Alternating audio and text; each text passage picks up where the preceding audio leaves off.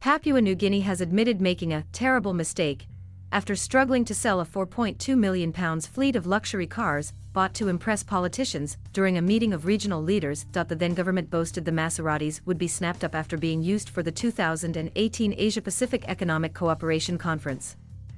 The purchase caused a controversy, with some leaders refusing to use them. Now the country, one of the poorest in the Pacific, will sell them at a loss. If we had any foresight, the Maseratis would not have been purchased in the first place, Finance Minister Sir John Pundari told local media. I don't know the reasons we went down the path of purchasing Maseratis, and now we are caught up with this dilemma, he added.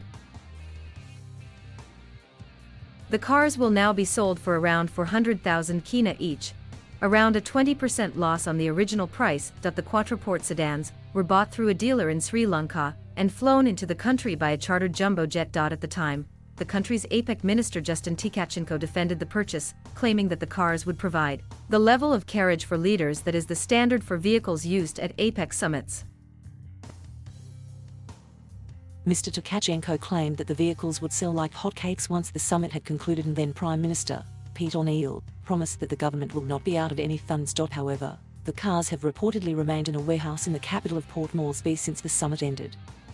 In 2019, James Marais, then Finance Minister, and now Prime Minister, led local media to the warehouse in an attempt to prove that none of the cars were missing or stolen. The country also faced other difficulties soon after the summit.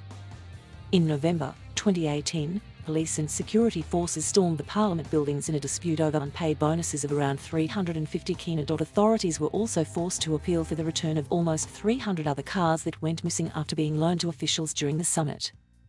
Papua New Guinea is one of the poorest countries in Apec, with 40% of the population living on less than $1 a day according to the UN. Thank you for watching. Please subscribe.